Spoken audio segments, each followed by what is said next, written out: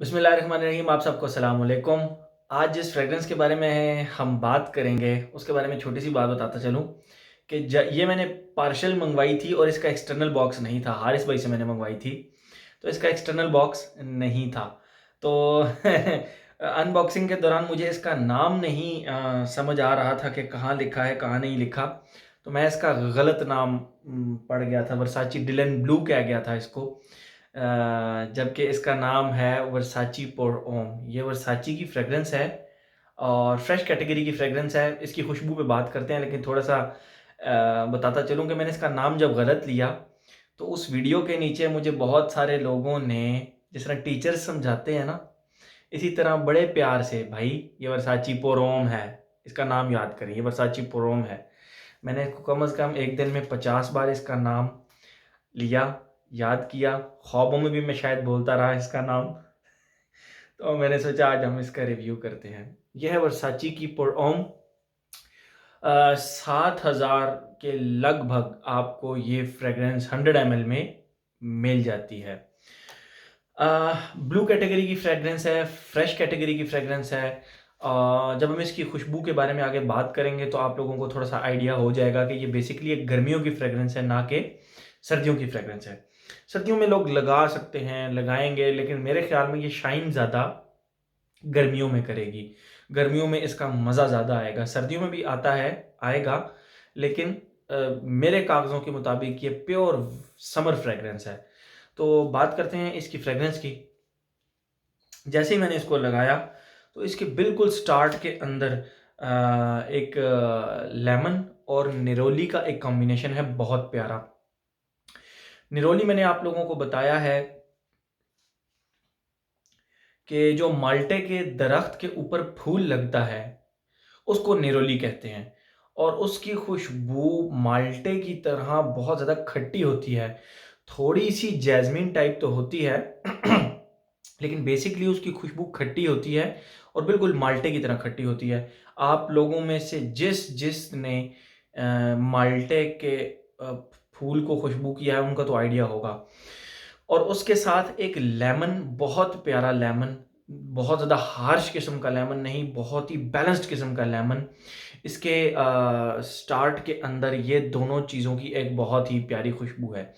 यानी जो निरोली है वो बेसिकली फ्लोरल खुशबू भी है जैस्मीन की, लेकिन साथ-साथ वो खट्टी भी होती है। तो लेमन जो है वो खट्टा है। तो इसके स्टार्ट में आप देख लें कि सिट्रसी प्लस फ्लोरल, फ्लोरल निरोली की वजह से। तो इसके स्टार्ट में बहुत ही प्यारा एक जो स्टार्ट है इसका, वो काफ़ी ज़्यादा फ्रेश और गर्मियों के लिए बेहतरीन स्टार्ट है। तो ये जो स्टार्ट है ये कम से कम आधा घंटा चला। उसके बाद ये कन्वर्ट होना शुरू हो गया। ठीक है, मैं आपको बताता हूँ कि कैसे कन्वर्ट होना शुरू हो गया।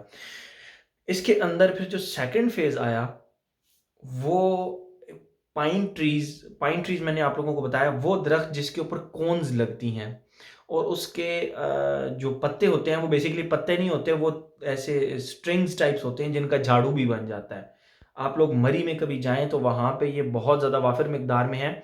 आप सड़क से गुज़र रहे हों, अगर आप अपने गाड़ी के शीशे नीचे करें, खोलें, तो आपको पाइन ट्रीज़ की ही खुशबू आएगी। तो उन पाइन ट्रीज़ के साथ आप कह सकते हैं कि एक खुश्क से गुलाब की, एक खट्टा-सा गुलाब, बेसिकली वो गुलाब नहीं है, वो जेरेनियम है, लेकिन एग्ज़ाम्पल के तौर पे कि जेरेनियम भी गुलाब की तरह ही स्मेल करता है। एक खुश्क गुलाब, जो कि पड़ा-पड़ा खुश्क हो गया हो, उस गुलाब की खुशबू, लेकिन इसमें निरोली अभी तक चल रही है। ठीक है? अब आप अंदाज़ा लगा लें कि वो निरोली, जो खट्टा निरोली का एक खट्टा-सा टेस्ट होता है, वो एक फ्लोरल खट्टा, वो साथ पाइन ट्रीज़ की खुशबू और साथ रोज़ की भी एक खुश्क से रोज़ की खुशबू इंट्रोड्यूस हो जाती है। ये भी फ़ेज़ कम से कम 2 घंटे चलता है। जो इसका तीसरा फ़ेज़ है ना, वो बड़ा ड्रामेटिक किस्म का है। वो इसलिए कि इसका पहला फ़ेज़ कम से कम आधा घंटा चला, 1 डेढ़ घंटा दूसरा फ़ेज़ चला। जो इसका तीसरा फ़ेज़ है ना, वहाँ तक पहुँचते-पहुँचते ये खुशबू तकरीबन गायब हो जाती है, तकरीबन गायब हो जाती है। फिर तकरीबन 15-20 मिनट के बाद ये खुशबू स्वीट होना शुरू होती है। स्वीट होते बहुत ही प्यारी एक, आप टोंका बीन की जो एक स्वीटनेस होती है वो, लेकिन वो थोड़ी-सी पाउडरी सी स्वीटनेस, वो बहुत ज़्यादा हार्श किस्म की स्वीटनेस नहीं है, बड़ी क्रीमी सी, बड़ी पाउडरी सी स्वीटनेस है। तो इसका जो एंड है वो स्वीट होते-होते बहुत ज़्यादा स्वीट हो जाता है। अब आप लोगों को यहाँ पे एक बात जो कि मैंने स्टार्ट में नहीं बताई, अब बताता चलूँ कि ये खुशबू अ, bold punch on the face like fragrance नहीं है।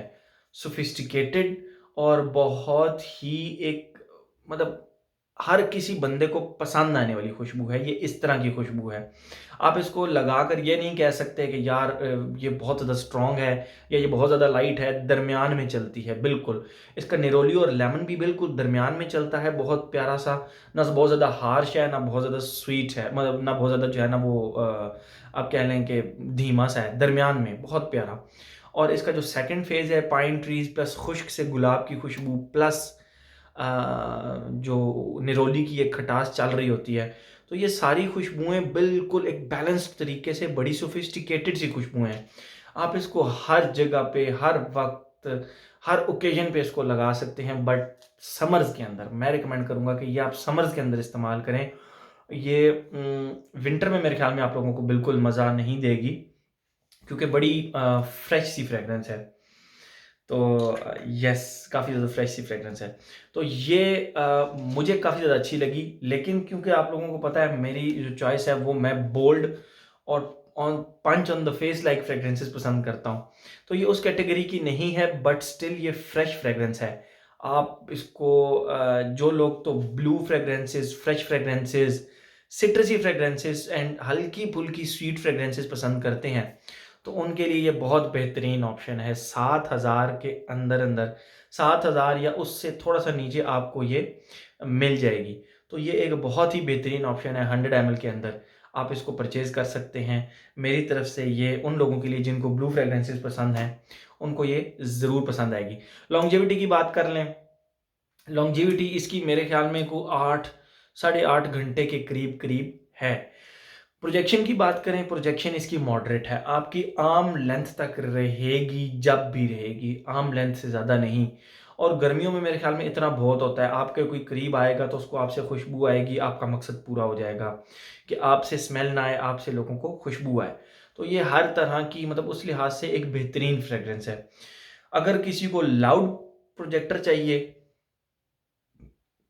कि आप कमरे के एक कोने में बैठे हों और दूसरे कोने तक, तो फिर मेरे ख़्याल में उनके लिए ये नहीं है। उनके लिए ये बिल्कुल भी नहीं है। ये मॉडरेट और बहुत प्यारी-सी इसकी प्रोजेक्शन है, आर्म लेंथ तक और बहुत ही सोफिस्टिकेटेड टाइप खुशबू है।